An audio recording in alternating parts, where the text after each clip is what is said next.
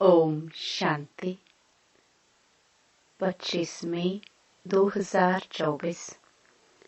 बाबा के महावाक्य। मीठे बच्चे, बाप आए हैं तुम्हें सिविल चक्षु देने।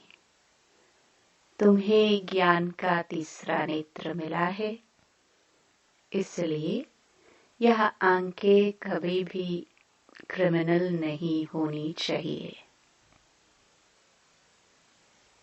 प्रश्न: तुम बेहद के सन्यासियों को बाप ने कौन सी एक श्रीमत दी है? उत्तर: बाप की श्रीमत है तुम्हें नरक और नरकवासियों से बुद्धि योग हटाकर स्वर्ग को याद करना है। गृहस्थ व्यवहार में रहते नरक को बुद्धि से त्याग दो। नरक है पुरानी दुनिया, तुम्हें बुद्धि से पुरानी दुनिया को भूलना है।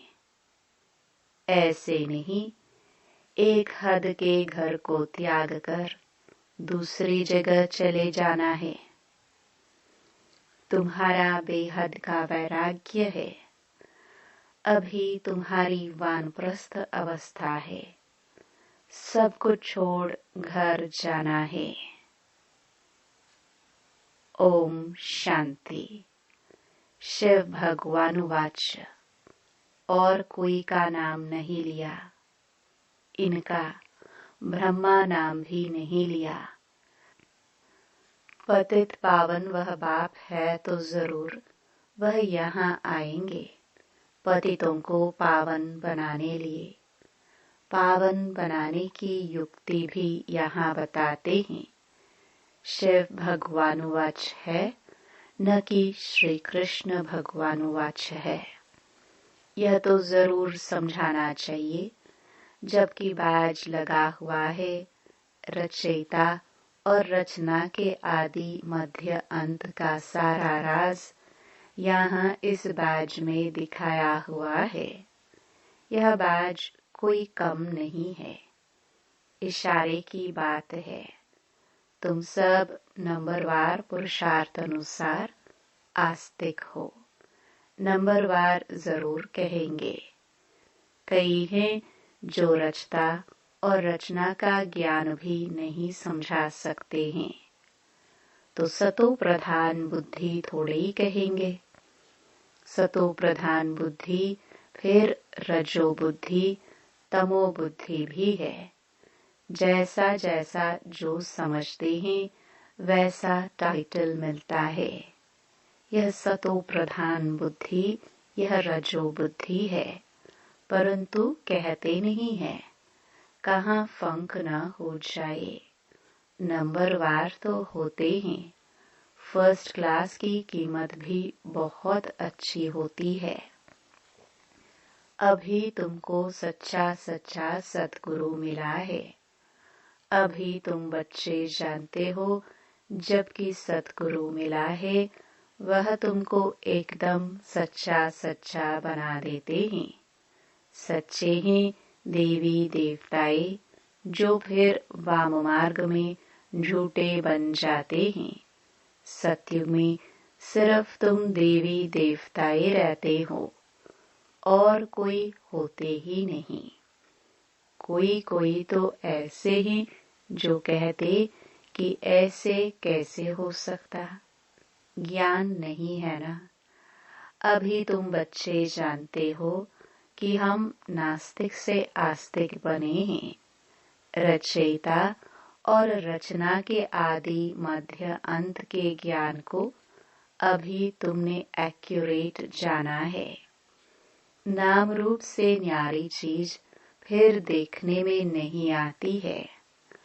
आकाश पोलार है तो भी फील किया जाता है ना कि आकाश है। ये भी ज्ञान है। सारा मदार बुद्धि पर है। रचता और रचना की नॉलेज एक बाप देते हैं। यह भी लिखना है। यहाँ रचता और रचना के आदि मध्य अंत का ज्ञान मिल सकता है। ऐसे बहुत स्लोगन हैं। दिन प्रतिदिन नई नई पॉइंट्स, नए नए स्लोगन निकलते रहते हैं। आस्तिक बनने के लिए रचयिता और रचना का ज्ञान जरूर चाहिए, फिर नास्तिक बना छूट जाता है। तुम आस्तिक बन विश्व के मालिक बन जाते हो। यहाँ तुम आस्तिक हो, परंतु नंबरवार पुरुषार्थ अनुसार। जानना तो मनुष्यों को है, जानवर तो नहीं जानेंगे। मनुष्य ही बहुत ऊंच है, मनुष्य ही बहुत नीच है। इस समय कोई भी मनुष्य मात्र रचता और रचना की नॉलेज को नहीं जानते हैं। बुद्धि पर एकदम गॉडरेज का ताला लगा हुआ है। तुम नंबरवार पुरुषार्थ अनुसार जानते हो कि हम बाप के पास विश्व का मालिक बनने के लिए आए हैं। तुम 100% प्योरिटी में रहते हो। प्योरिटी भी है, पीस भी है, प्रॉस्पेरिटी भी है। आशीर्वाद देते हैं ना, परंतु यह अक्षर भक्ति मार्ग के है। यह लक्ष्मी नारायण तो तुम पढ़ाई से बनते हो। पढ़कर फिर सबको पढ़ाना भी है। स्कूल में कुमार कुमारियां जाते हैं पढ़ने के लिए। इकट्ठे होने से फिर बहुत खराब भी हो पड़ते हैं, क्योंकि क्रिमिनल आई है ना। क्रिमिनल आई होने कारण पर्दा लगाते हैं। वहां तो क्रिमिनल आई होती ही नहीं, तो घूंघट करने की भी दरकार नहीं। इन लक्ष्मी नारायण को कभी पर्दा लगाते देखा है? वहां तो कभी ऐसे गंदे ख्यालात भी न आए। यहाँ तो है ही रावण राज्य। यहाँ आंखें बड़ी शैतान है। बाप आकर ज्ञान के चक्षु देते हैं। आत्मा ही सब कुछ सुनती बोलती है, सब कुछ करती आत्मा है। तुम्हारी आत्मा अभी सुधर रही है। आत्मा ही बिगड़कर पापात्मा बन गई थी। पापात्मा उनको कहा जाता है जिसकी क्रिमिनल दृष्टि होती है। वह क्रिमिनल आई तो सिवाय बाप के और कोई सुधार न सके। ज्ञान के सिविल चक्षु एक बाप ही देते हैं। यह ज्ञान भी तुम जानते हो। शास्त्रों में यह ज्ञान थोड़े ही है। बाप कहते हैं यह वेद, शास्त्र, उपनिषद आदि सब भक्ति मार्ग के हैं। जप, तप, तीर्थ आदि कुछ भी करने से मुझे कोई मिलते नहीं। यह भक्ति है जो आधा कल्प चलती है। अब तुम बच्चों को यह संदेश सबको देना है। आओ तो हम तुमको रचयिता और रचना के आदि मध्य अंत का ज्ञान सुनाए। परमपिता परमात्मा की बायोग्राफी बताए। मनुष्य मात्र तो बिल्कुल जानते ही नहीं। मुख्य अक्षर है यह। आओ बहनों और भाइयों, आकर रचयिता और रचना के आदि मध्य अंत का ज्ञान सुनो। पढ़ाई पढ़ो जिससे तुम यह बनेंगे। यह ज्ञान पाने से और सृष्टि चक्र को समझने से तुम ऐसे चक्रवर्ती, सत्युग के महाराजा और महारानी बन सकते हो। यह लक्ष्मी नारायण भी इस पढ़ाई से बने हैं, तुम भी पढ़ाई से बन रहे हो। इस पुरुषोत्तम संगम युग का बड़ा प्रभाव है। बाप आते भी हैं भारत में, दूसरे कोई खंड में क्यों आएंगे? बाप है अविनाशी सर्जन, तो जरूर आएंगे भी वहां ही जो भूमि सदैव कायम रहती है। जिस धरती पर भगवान का पांव लगा वह धरनी कभी विनाश नहीं हो सकती। यह भारत तो रहता है ना देवताओं के लिए, सिर्फ यह चेंज होता है। बाकी भारत तो है सचखंड, झूठ खंड भी भारत ही बनता है। भारत का ही ऑलराउंड पार्ट है। और कोई खंड को ऐसे नहीं कहेंगे। सच्चा अथवा ट्रुथ भगवान ही आकर सच खंड बनाते हैं और झूठ खंड रावण बनाते हैं। फिर सच की रत्ती भी नहीं रहती, इसलिए गुरु भी सच्चे नहीं मिलते हैं। वह सन्यासी फॉलोअर्स गृहस्थी, तो उनको फॉलोअर्स कैसे कहेंगे?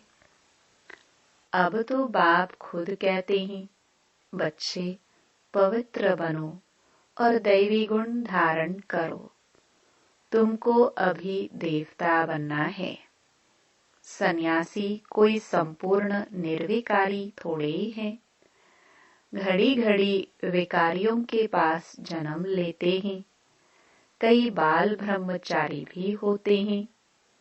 ऐसे तो बहुत हैं, विलायत में भी बहुत हैं।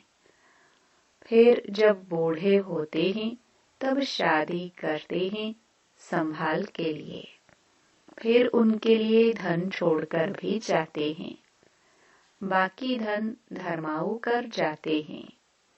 यहाँ तो उन्हों का बच्चों में बहुत महत्व रहता है। 60 वर्ष के बाद बच्चों के हवाले करते हैं, फिर जांच रखते हैं, देखे हमारे पिछाड़ी ठीक चलाते हैं या नहीं। परंतु आजकल के बच्चे तो कहते हैं, बाप वानप्रस्थ में गया तो अच्छा हुआ, चाबी तो मिल गई। जीते जी सारा खाना ही खराब कर देते हैं। फिर बाप को भी कहने लगते हैं कि यहाँ से निकल जाओ, तो बाप समझाते हैं, प्रदर्शनी में तुम यह लिख दो कि बहनों भाइयों आ करके रचता और रचना के आदि मध्य अंत का ज्ञान सुनो। इस सृष्टि चक्र के ज्ञान को जानने से तुम चक्रवर्ती देवी देवता विश्व के महाराजा महारानी बन जाएंगे। यह बाबा बच्चों को डायरेक्शन देते हैं। अब बाप कहते हैं, यह है बहुत जन्मों के अंत का जन्म। मैं इनमें ही प्रवेश करता हूँ। ब्रह्मा के सामने है विष्णु। विष्णु को 4 भुजाएं क्यों देते हैं? 2 हैं मेल की, 2 हैं फीमेल की। यहाँ 4 भुजा वाला कोई मनुष्य थोड़ी होता है। यह समझाने लिए है। विष्णु अर्थात लक्ष्मी नारायण। ब्रह्मा को भी दिखाते हैं 2 भुजा ब्रह्मा की, 2 भुजा सरस्वती की। दोनों बेहद के सन्यासी हो गए। ऐसे नहीं सन्यास कर फिर दूसरे कोई जगह चले जाना है। नहीं, बाप कहते हैं, गृहस्थ व्यवहार में रहते नरक का बुद्धि से त्याग करो। नरक को भूल स्वर्ग को बुद्धि से याद करना है। नरक और नरकवासियों से बुद्धि योग हटाए स्वर्गवासी देवताओं से बुद्धि योग लगाना है। जो पढ़ते हैं उनकी बुद्धि में तो रहता है ना कि हम पास करेंगे, फिर ये बनेंगे। आगे गुरु करते थे जब वानप्रस्थ अवस्था होती थी। बाप कहते हैं, मैं भी इनकी वानप्रस्थ अवस्था में ही प्रवेश करता हूँ, जो बहुत जन्मों के अंत के जन्म में है। भगवानुवाच, मैं बहुत जन्मों के अंत वाले जन्म में ही प्रवेश करता हूँ। जिसने शुरू से लेकर अंत तक पाठ बजाया है, उसमें ही प्रवेश करता हूँ, क्योंकि उनको ही पहले नंबर में जाना है। ब्रह्मा सो विष्णु, विष्णु सो ब्रह्मा, दोनों को 4 भुजाएं देते हैं। हिसाब भी है, ब्रह्मा सरस्वती सो लक्ष्मी नारायण, फिर लक्ष्मी नारायण सो ब्रह्मा सरस्वती बनते हैं। तो तुम बच्चे झट यह हिसाब बताते हो। विष्णु अर्थात लक्ष्मी नारायण 84 जन्म लेते लेते फिर आकर साधारण यह ब्रह्मा सरस्वती बनते हैं। इनका नाम भी बाद में बाबा ने ब्रह्मा रखा है। नहीं तो ब्रह्मा का बाप कौन? जरूर कहेंगे शिव बाबा। कैसे रचा, एडॉप्ट किया। बाप कहते हैं, मैं इनमें प्रवेश करता हूँ, तो लिखना चाहिए शिव भगवानुवाच। मैं ब्रह्मा में प्रवेश करता हूँ, जो अपने जन्मों को नहीं जानते हैं। बहुत जन्मों के अंत के भी अंत में मैं प्रवेश करता हूँ। वह भी जब वानप्रस्थ अवस्था होती है तब आता हूँ, और जब दुनिया पुरानी पतित होती है तब मैं आता हूँ। कितना सहज बताते हैं। आगे 60 वर्ष में गुरु करते थे, अभी तो जन्म से ही गुरु करा देते हैं। यह सीखे हैं इन क्रिश्चियन से। अरे छोटेपन में गुरु कराने की क्या दरकार। समझते हैं छोटेपन में मरेंगे तो सदगति को पालेंगे। बाप समझाते हैं, यहाँ तो कोई की सदगति हो न सके। अभी बाप तुमको कितना सहज समझाते और ऊंच बनाते हैं। भक्ति में तो तुम सीढ़ी ही उतरते आए हो। रावण राज्य है ना, विश्व दुनिया शुरू होती है। गुरु तो सबने किया है। यह खुद भी कहते हैं, हमने गुरु बहुत किए। भगवान जो सबकी सदगति करते हैं, उनको जानते ही नहीं। भक्ति की भी बहुत कड़ी जंजीरें बन पड़ी हैं।